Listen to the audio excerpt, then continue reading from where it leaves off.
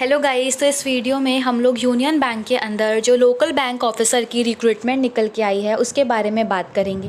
तो ये बहुत ही अच्छी पोस्ट है, ठीक है। तो हम इसके बारे में पूरी डिटेल में इस वीडियो में बात करेंगे कि क्या एलिजिबिलिटी क्राइटेरिया रहेगा, क्या कब से फॉर्म हमारे स्टार्ट हुए हैं, क्या लास्ट डेट है, क्या फॉर्म फीस है। हर चीज़ के बारे में हम बहुत ही डिटेल में इस वीडियो में बात करने वाले हैं, तो आपको वीडियो में बने रहना है। सबसे पहले मैं आपको ये बता दूं कि इस पोस्ट को मैं सबसे अच्छा क्यों कह रही हूँ। इसके दो रीज़न है। पहला तो ये कि इसके अंदर अगर आपकी जॉइनिंग हो जाती है तो आपको इनिशियल सैलरी ही 80,000 पर मंथ के आसपास मिल जाएगी। और दूसरा इसका सबसे बड़ा फ़ायदा ये है कि इसके अंदर सिर्फ एक ही एग्ज़ाम कंडक्ट करवाया जाता है। अगर आप उस एग्ज़ाम को क्वालिफाई कर जाते हो तो आपकी जॉइनिंग हो जाती है। अब हम इसके बारे में आगे बात करते हैं कि क्या क्या इसके अंदर कितनी नंबर ऑफ़ पोस्ट निकली हैं। तो इसके अंदर नंबर ऑफ़ वैकेंसी 1500 निकली हैं, ठीक है। और कब से फॉर्म शुरू हुए थे? 24 अक्टूबर 2024 से फॉर्म स्टार्ट हो चुके हैं और जो इसकी लास्ट डेट है वो 13 नवंबर 2024 रखी गई है, ठीक है। अब हमने फॉर्म के स्टार्ट की एंड की डेट की बात कर ली, नंबर ऑफ़ वैकेंसीज़ की बात कर ली। अब आप देख सकते हैं कि स्टेट वाइज वैकेंसीज़ किस तरीके से डिवाइडेड हैं, वो आपके सामने लिखा हुआ है। आप किसी एक पर्टिकुलर स्टेट से फॉर्म अप्लाई करेंगे। मान लीजिए अगर आप गुजरात से फॉर्म अप्लाई करते हैं तो आपको एक ही स्टेट अपना रखना है और जिस भी स्टेट से आप फॉर्म अप्लाई करोगे उस स्टेट की लोकल लैंग्वेज की नॉलेज आपको होनी चाहिए, ठीक है। ये मैंडेटरी उन्होंने लिखा हुआ है। ओके मैम, आगे ये है स्टूडेंट्स की एलिजिबिलिटी क्राइटेरिया में उन्होंने कहा हुआ है कि अगर आप ग्रेजुएट हो तो आप इसके लिए फॉर्म अप्लाई कर सकते हो। आपकी मिनिमम एज 20 साल और मैक्सिमम 30 साल होनी चाहिए, ठीक है। अच्छा, अब एक बहुत बड़ी इंपॉर्टेंट बात कि भाई ये 20 से 30 साल की एज के लिए कट ऑफ डेट क्या है? 1 अक्टूबर, ठीक है। और एजुकेशनल क्वालिफ़िकेशन के लिए कट ऑफ डेट क्या है? 13 नवंबर 2024, ठीक है। यानी कि आपकी ग्रेजुएशन जो है वो 13 नवंबर 2024 तक कंप्लीट हो जानी चाहिए और जो आपकी एज का क्राइटेरिया है वो 1 अक्टूबर 2024 तक मीट हो जाना चाहिए, यानी कि 20 से 30 साल का। तब तक आप 30 साल तक या फिर 20 साल से 30 साल के बीच में होने चाहिए हो, ठीक है। और आपके पास जो आपका ग्रेजुएशन की जो मार्कशीट है, जो सर्टिफिकेट है, वो आपके पास 13 नवंबर 2024 की लास्ट डेट रखी गई है। उसी डेट को आपकी एलिजिबिलिटी चेक की जाएगी।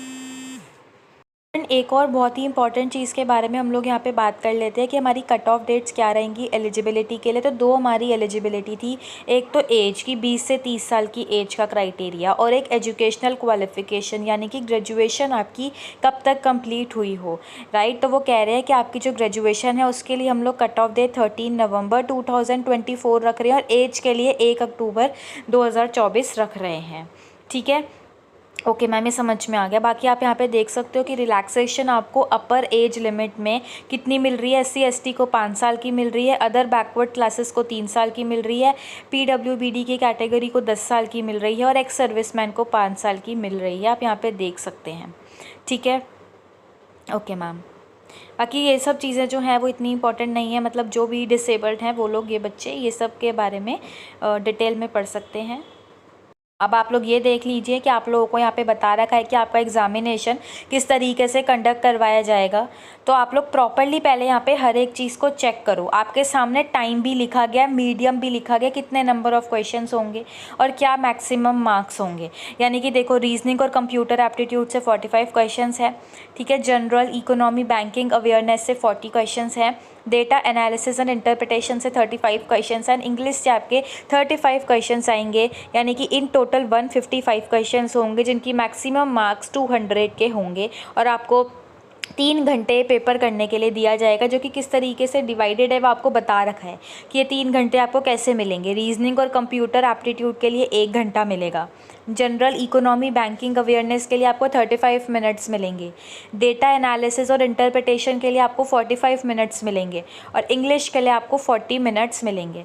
साथ ही साथ में स्टूडेंट जो इंग्लिश का लेटर राइटिंग और ऐसे है उसके 2 क्वेश्चंस आएंगे, 25 नंबर के आएंगे। इसके लिए आपके पास एक ही मीडियम रहेगा, इंग्लिश, और आपको इसके लिए आधा घंटा जो है वो मिलेगा, ठीक है स्टूडेंट। ये तो बहुत ही नॉर्मल सी बात है जो कि यहाँ पे लिखी गई है कि अब आपका जो टोटल एग्ज़ाम है, देखो वो कितनी देर का हो गया।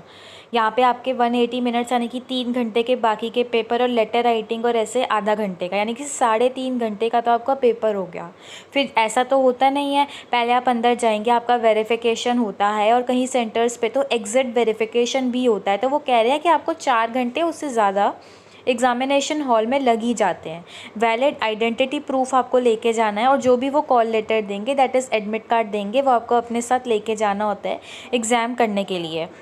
साथ ही साथ में यहाँ पे लिखा हुआ है कि पेनल्टी यानी कि नेगेटिव मार्किंग जो है वो होने वाली है। कितनी नेगेटिव मार्किंग है वो आपके सामने लिखा हुआ है कि 0.25 मार्क्स की नेगेटिव मार्किंग होगी अगर आप गलत कर दोगे। बट अगर आप क्वेश्चन का आंसर नहीं दोगे तो उसके कोई भी मार्क्स नहीं लगेंगे, यानी कि उसकी नेगेटिव मार्किंग नहीं है। सिर्फ अगर आप गलत करते हो तो आपकी 0.25 मार्क्स की नेगेटिव मार्किंग होगी।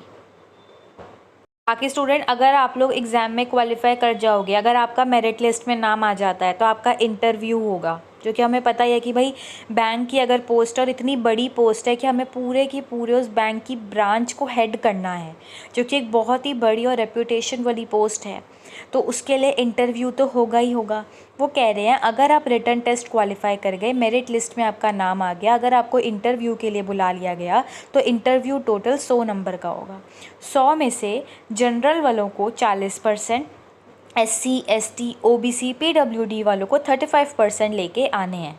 अगर आप ये 40 या 35% नहीं ला पाओगे तो ऑब्वियसली आपका सिलेक्शन डिसक्वालीफाई हो जाएगा, बिकॉज ऑफ इंटरव्यू में क्वालिफाई नहीं कर पाए, राइट। बाकी ये सारे एग्ज़ामिनेशन सेंटर आपके पास लिखे ही हुए हैं, ठीक है। आप लोग यहाँ पे देख सकते हो कि क्या क्या एग्ज़ामिनेशन सेंटर है, उस हिसाब से आप अपनी फॉर्म जब आप फिलअप करेंगे तो उसमें आप इसी में से देख के उस फॉर्म को फिल करोगे, राइट। यहाँ पे बता रखा है कि देखिए आप कैसे खोलेंगे इसको, यूनियन बैंक रिक्रूटमेंट आप गूगल पे सर्च करेंगे, आपके पास साइट ओपन होगी, वहाँ पर आपको जाना है और डायरेक्टली आपके पास वहाँ पर लिंक आ जाएगा कि क्लिक हेयर टू अप्लाई। आपको उस पर क्लिक कर देना और आपके पास फॉर्म खुल जाएगा। देखिए स्टूडेंट, उन्होंने अभी हमें इसी नोटिफिकेशन में ही बता दिया है कि आपको क्या क्या चीज़ें इंटरव्यू के टाइम पे लेके आनी होंगी। मान लो अगर आप उस टेस्ट में क्वालिफाई कर जाओगे तो आपको इंटरव्यू के लिए बुलाया जाएगा, तो इंटरव्यू के लिए भी कॉल लेटर होगा, वो लेके जाओगे, है ना। जो भी आपने ऑनलाइन एप्लीकेशन फॉर्म भरा था वो लेके जाओगे, डेट ऑफ बर्थ का प्रूफ लेके जाओगे, जो कि बेसिकली हम 10th की मार्कशीट ही लेके जाते हैं, 10th का सर्टिफिकेट ही लेके जाते हैं। साथ ही साथ में लिखा हुआ है फ़ोटो आइडेंटिटी प्रूफ लेके जाओगे, मतलब 2 प्रूफ हो गए, एक डेट ऑफ बर्थ का प्रूफ, एक फ़ोटो आइडेंटिटी प्रूफ। फिर जो एजुकेशनल क्वालिफ़िकेशन है उसकी मार्कशीट, उसका सर्टिफिकेट लेके जाओगे, यानी कि ग्रेजुएशन का। फिर जो भी SC ST OBC कैटेगरी से बिलोंग करता है वो अपना लेटेस्ट कास्ट सर्टिफिकेट लेके जाएगा। सेम वे OBC के लिए लेके जाएगा। तो भी चीज़ जिसकी भी है ना, यानी कि कोई EWS कैटेगरी से बिलोंग करता है, किसी ने डिसेबिलिटी फिल की हुई है, ठीक है, और अगर किसी कैंडिडेट मतलब जो डिसेबल होता है वो स्क्राइब का अगर यूज़ करता है तो वो सब चीज़ें आपको लेके जानी है। जो भी पर्सन एक्स सर्विस मैन था, जो कि किसी और गवर्नमेंट ऑर्गेनाइजेशन में वर्क कर रहा है, उस हिसाब से उसको अपने अपने डॉक्यूमेंट्स यहाँ पे लेके जाने हैं। किसी ने अगर अपना एक्सपीरियंस भरा होगा फॉर्म भरते हुए तो वो एक्सपीरियंस के सर्टिफिकेट्स लेके जाएगा।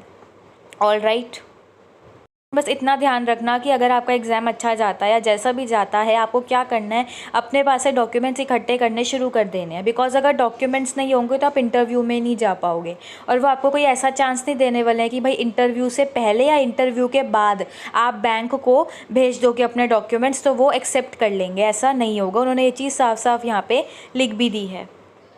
एक बहुत ही इंपॉर्टेंट चीज़ के बारे में बात करेंगे कि हमारी फॉर्म फ़ीस क्या है, जो कि मुझे भी बहुत ही ज़्यादा लगी, ठीक है। आप देख सकते हो कि यहाँ पे जनरल कैटेगरी से 850 रुपीज़ चार्ज किए गए हैं, EWS OBC से, और SC ST PWD कैटेगरी से 175 रुपीज़ चार्ज करे गए हैं। आई नो ये बहुत ज़्यादा अनरीज़नेबल है, बट हम कुछ नहीं कर सकते, बिकॉज वो हमें बहुत ही अच्छी देखिए सैलरी भी दे रहे हैं, 80,000 पर मंथ की तो स्टार्टिंग सैलरी है। आप पूरी की पूरी इस बैंक ब्रांच को हेड करने वाले हो।